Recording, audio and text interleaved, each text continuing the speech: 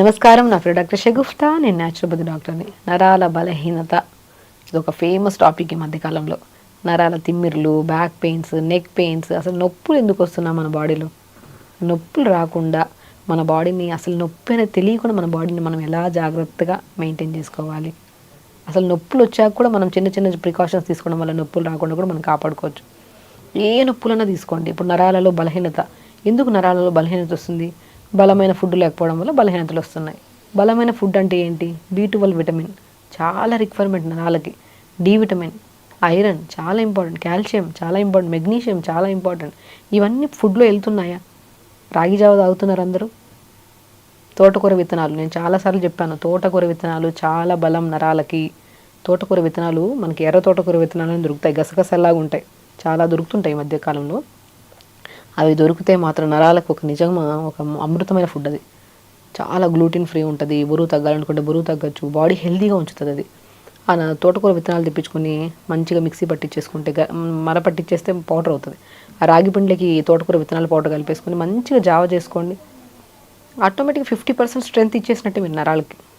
Pumpkin seeds తీసుకోండి, water melon seeds తీసుకోండి, flax seeds తీసుకోండి, నువ్వులు తీసుకోండి.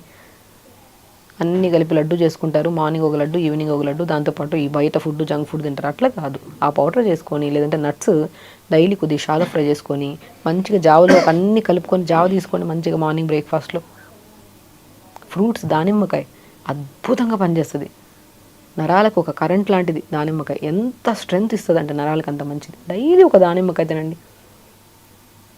రామ్ఫల్ అంటారు, రామ్ఫల్ ఈ సీజన్లో దొరుకుతుంది. ఈ సీజన్లో రామ్ఫల్ చాలా అద్భుతంగా పనిచేస్తుంది. పర్షమన్ ఫ్రూట్ అంటారు దాన్ని. ఎంత సి విటమిన్ ఎక్కువ ఉంటుంది, యాంటీ ఆక్సిడెంట్స్ ఎక్కువ ఉంటాయి, ఈ విటమిన్ ఎక్కువ ఉంటుంది, స్కిన్కి మంచిది, నరాలకు కూడా చాలా మంచిది. యాపిల్స్ తీసుకోండి, అన్ని జామకాయలు తీసుకోండి. మనకు దొరికినవి అద్భుతమైన ఫ్రూట్స్. అవి మనం అశ్రద్ధ చేయకుండా, ఇప్పుడు మనం హెల్దీ ఫుడ్ తింటున్నాము, బట్ 80% అన్హెల్దీ కూడా తింటున్నాం. 20%, 30% హెల్దీ ఫుడ్ తింటే ఏమొస్తుంది చెప్పండి? ఆల్మోస్ట్ 100% హెల్దీగా ఉండాలి, న్యాచురల్గా ఉండాలి. ఫ్రూట్స్ మంచిగా తెచ్చుకొని తినండి. నీళ్ళు బాగా తాగండి.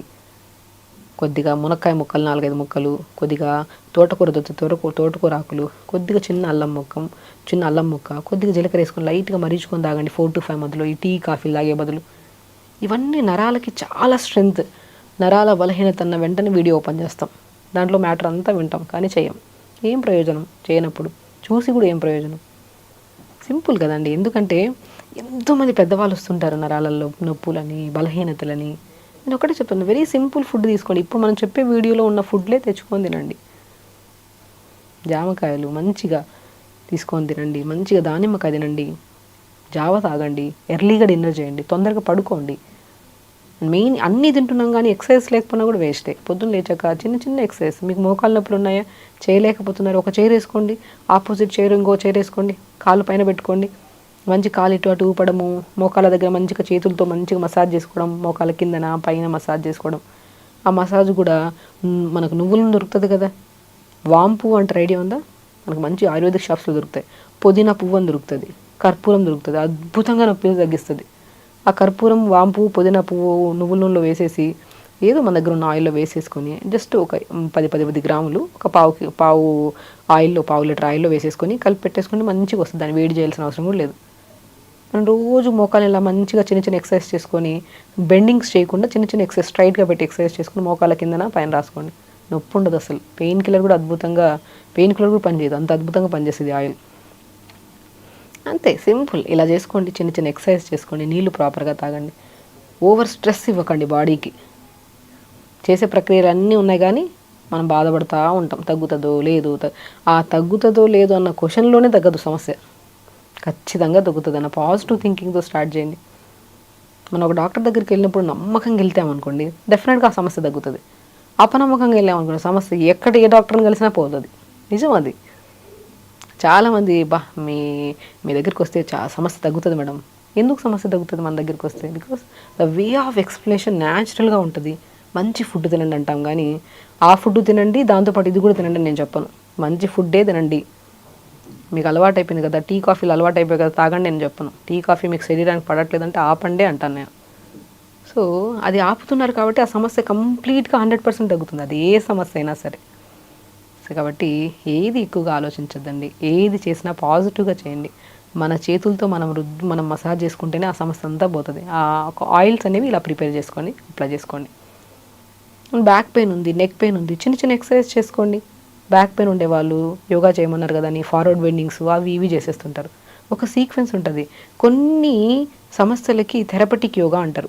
డయాబెటీస్ వాళ్ళకి ఈ ఆసనాస్ చేసుకోవాలి, పవన ముక్తాసని, ధనురాసని ఇలాంటివి. మోకాళ్ళ నొప్పులు ఉండే వాళ్ళకి కొన్ని ఆసనాస్ ఉంటాయి. మనకి బీపీ ఉండే వాళ్ళకి కొన్ని ప్రాణాయామాస్ ఉంటాయి. బ్యాక్ పెయిన్ ఉండే వాళ్ళకి కొన్ని యోగాసనాస్ ఉంటాయి. అలా వాళ్ళకి పర్టికులర్గా థెరపటిక్ యోగా అంటారు. మేము యోగాలో జాయిన్ అయ్యాం, సమస్య మాకు తగ్గలేదంటే ఆ సమస్యకి ఖచ్చితంగా ఆ కైండ్ ఆఫ్ యోగా చేస్తేనే సమస్య తగ్గుతుంది. సో బ్యాక్ పెయిన్ ఆ యోగాసనాస్ పొద్దున్నే అలవాటు చేసేసుకోవాలి. బెడ్ మీద నుంచి లేచిన వెంటనే ఆ ఎక్సర్సైజ్ లైఫ్ టైం చేద్దాం, ఏముంది. వచ్చింది ఎప్పుడో బ్యాక్ పెయిన్ తగ్గిపోయింది, కానీ మనం కంటిన్యూ చేస్తూ ఉండాలి. ఫ్యూచర్ అంతా బాగుంటుంది కదా. నెక్ పెయిన్ వచ్చింది, నెక్కి ఏం చేయాలి? ఒక టవల్ని కానీ ఒక పిల్లోని కానీ ఇలా పెట్టుకొని మంచిగా ఇలా పుల్ చేసి మెడ మాత్రం అక్కడే ఉండి ఇలా పుల్ చేయండి. దీనివల్ల ఈ మజిల్స్ అన్నీ ఫ్రీ అవుతాయి. సో నెక్ పెయిన్ కూడా తగ్గుతుంది. ఏదైనా తగ్గేదేనండి, తగ్గదంటే ఏముండదు. ఆ తగ్గడానికి మనం చేసే ప్రయత్నం చాలా ఇంపార్టెంట్. కరెక్ట్గా చేస్తున్నామా? ఒకరోజు 2 రోజులు చేసి ఆపేసి వేరే వీడియో చూసి వేరే వేది ఫాలో అయిపోతున్నా. ఇక్కడ యూట్యూబే పెద్ద సమస్య. నిజంగానే ఒక ఇన్ఫర్మేషన్ గ్యాదర్ చేసుకొని వినడం వరకే ఇది. విన్న తర్వాత మనకు తెలిసిన డాక్టర్కి ఇన్ఫామ్ చేసి ఇది నా బాడీకి సెట్ అవుతుందా అని కనుక్కొని చేసుకోవాలి. శరీరాన్ని కదా వాళ్ళు చెప్పింది వీళ్ళు చెప్పింది మొత్తం డస్ట్బిన్ లాగా చేస్తే సమస్య ఎప్పటికీ తగ్గదు. ఒక ప్రొసీజర్ మీ బాడీకి సెట్ అయిందో అదే కంటిన్యూ చేసుకోవాలి. నిజం. సో ఖచ్చితంగా చేయండి. హెల్తీగా ఉండండి. ఎప్పుడు స్మైల్తో ఉండాలి, హ్యాపీగా ఉండాలి. కరెక్ట్ టైంకి తినాలి, కరెక్ట్గా ఆలోచించాలి. మొబైల్ యూజ్ అనేది ఖచ్చితంగా బంద్ చేయండి. అవసరం ఉంటే, అంతకుమించి అవసరం లేదు. సో ఖచ్చితంగా చేయండి. హెల్తీగా ఉండండి, హ్యాపీగా ఉండండి. అన్ని సమస్యలు పోతాయి. సో నమస్కారం.